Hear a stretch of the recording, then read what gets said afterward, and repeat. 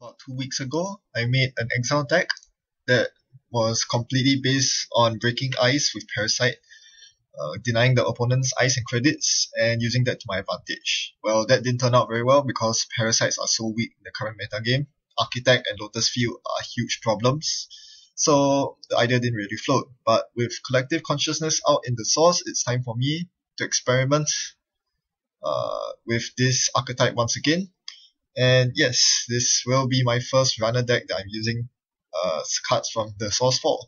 So we'll see how this works. The only new addition is Collective Consciousness. We'll see how well that works here. My opening hand consists of 2 Data Suckers and a Show Gamble, so that's an immediate keep. Data Suckers are extremely crucial for my deck. It's probably the one card I must see early on because that enables Parasite Ice Denial, which is the entire core of this deck. Almost every single ice will be broken with Parasite. Parasite loaded with Data Sucker tokens. Yes, so this deck does rely a bit on Aesop's Pawn Shop to get things into the heap so that I can recur them with clone chips and scavengers. So, what's that? Collective Consciousness being a program really helps. You can pawn it and recur it and get a free card draw and free credits with Exile. Alright, so my first 2 turns are spent playing very aggressively, slowly installing my Data Suckers and then running through. Yeah, sooner or later I knew I would hit an Architect, and sure enough it's on R&D.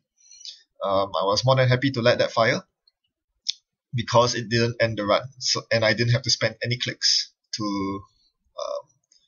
for it. So that was 2 free Data Sucker tokens. That's huge. Usually I only get 1 free Data Sucker token because you don't get 2 Data Suckers in your opening hand every day. So this is good.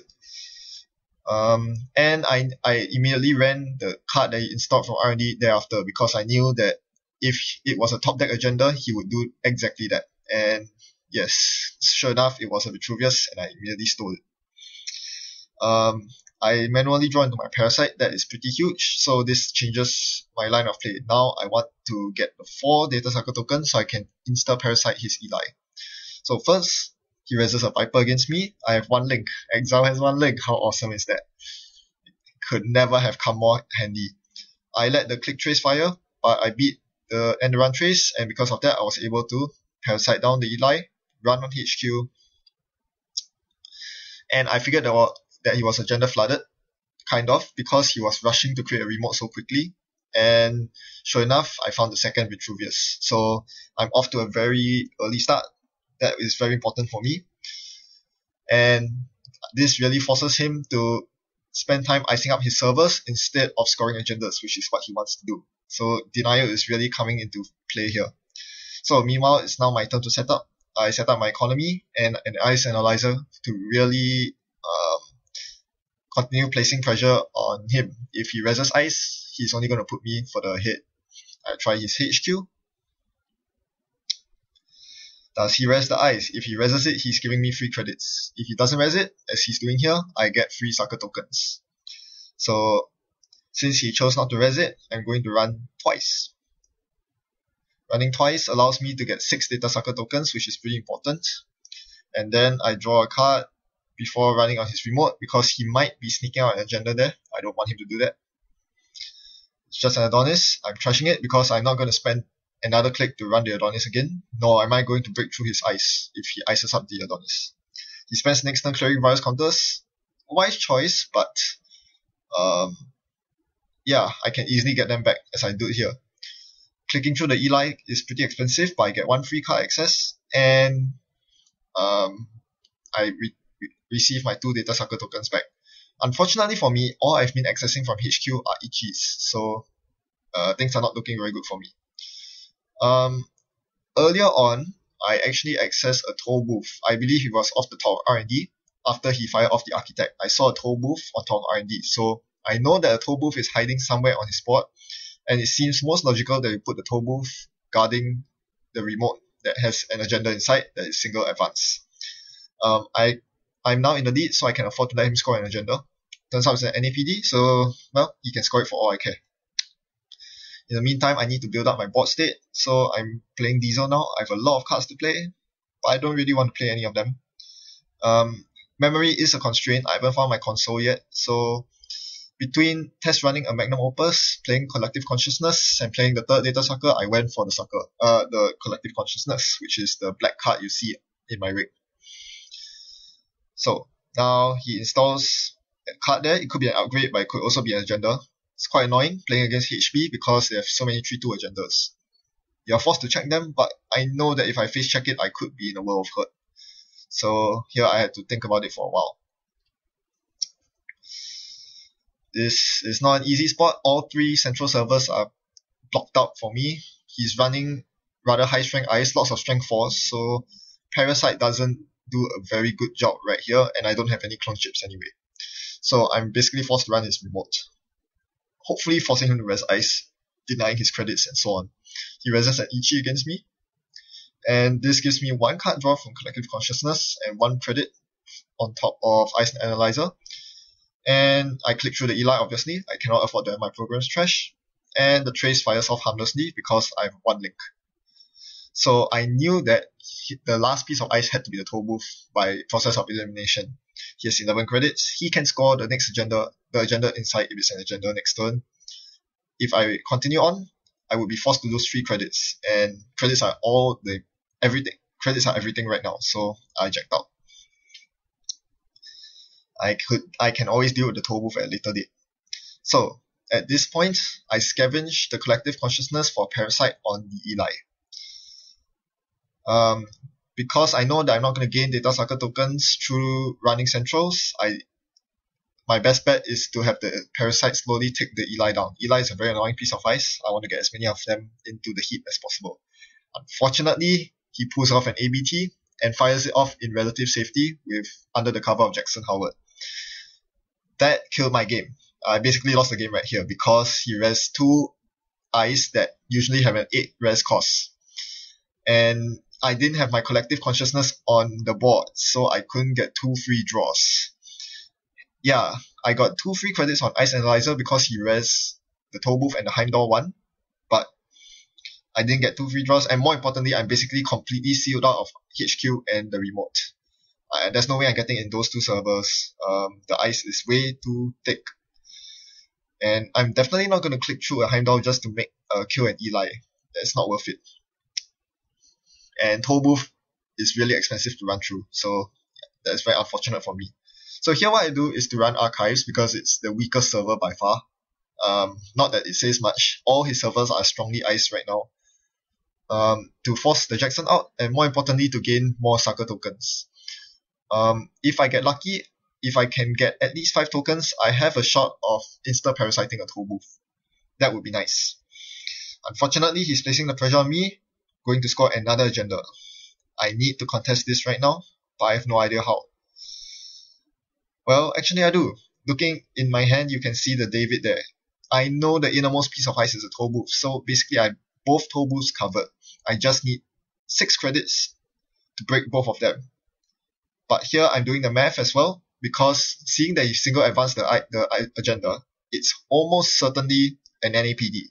So I need to reserve at least 10 credits in my credit pool before I can make a run on that remote. So here's what I do. I pawn off my R&D interface because that's the only way I'm going to get more money. I needed the 3 extra credits from the pawn shop to bump me just over the edge so that here I run on my last click, you see I have 10 credits in my pool. I spend 6 credits to break both toll booths, to pay both tolls. I break the Ichi with my test run Parasite and all 4 sucker tokens, and it's not an NAPD, it's an ABT. Doesn't matter. Either way, I'm going home with 2 more agenda points, putting me on match points. So seeing that my David is down to 1 token, and seeing that I have no money left, he installs and advances an agenda and puts an Ash behind it. I can only assume it's an Ash. So there's no point in me playing same old thing scavenge here on my data suckers to get the David back. It's not going to work. So I manually draw, and I find my Shakana. This could be interesting, but for now, money is of the essence. If I want to get through those toll booths, I need the money. So Magnum Opus I identified Magnum Opus as a key card here, so that's something I'm definitely going to use. In the meantime, he scores an ABT, doesn't trigger it this time, wise choice, because if he misfires, I win the game by running archives. So basically, I spend the next few turns drawing up as much as I can, and he starts digging up with Jackson Howard, and he installs what I assume is an agenda in the remote. So now I need to run that server to stop him, but I do not have a scavenge and I do not have a clone chip to bring back my valuable David. Without it, I cannot get through. So I make the alternate play to use the Shekana. First, I installed the Astrolabe. That was necessary because I was out of MU. Then I installed the Shekana before making a run on R&D. It's completely porous, so I can allow him fire. Although, with that happening, the worst case scenario happened, which was that he got a free piece of ice on top of the 2 toll booths. I did not want to see that. My entire job here is to make his remote porous so that he cannot score agendas, but that's not happening for me. So after I was done with that, I searched the Shekana. So with 2 clicks, I managed to force him to prevent him from winning the next turn. Because if it was a 3-pointer in the remote, 3 advanced agenda, he couldn't score it on that turn.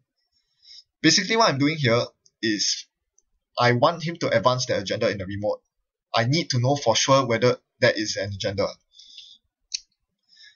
I cannot afford to run through the remote only to find a Jackson Howard sitting in there, to find only an Ash sitting in there. I need to be very sure that there's an agenda in there. So the moment he advances anything in the agenda, anything in that remote, I'm throwing all my weapons at that server. But for now, he's not advancing the agenda, he's just purging virus counters. So right now, I'm forced to run on R&D once again. He installs a new card into the existing remote server, trashing the old asset or agenda in there. This leads me to believe that once again he top decked an agenda, and he was forced to put it in the remote, lest I access it to win the game.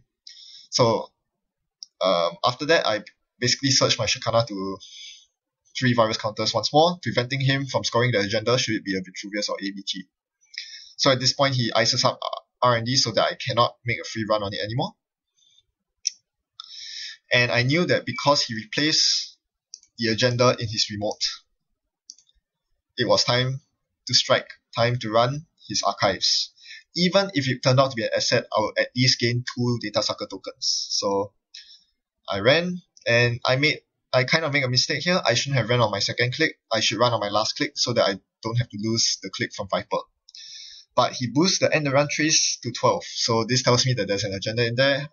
Of course, I beat it. And yeah, in retrospect, this could have been a mistake. It could have been an NAPD, but well, it wasn't, and I won the game. That was a game with very good draws for me. I shouldn't have won so easily. Finding both surges really helped my gameplay because I was able to stall him from winning the game. And thereafter, yes, and at the very start, I found both of my data suckers, which by right should not happen. That is, the chances of finding your first 2 data suckers so early is very slim. In fact, usually I need to play an SMC to fetch the first data sucker. So that was good. On the other hand, this was really a tough matchup. HP Ice is very thick, always high strength, very difficult to deal with. So yeah, and Architect really complicates things because you cannot parasite it down. So I basically held an Artman in my hand pretty much the entire game. As a last resort, I would install it and make it an Artman tree so that I can beat the Architect. But thankfully, I didn't have to do that because I didn't have enough credits to install an Artman tree in the first place. So yeah, that was it. Thanks for watching and happy net running. Goodbye.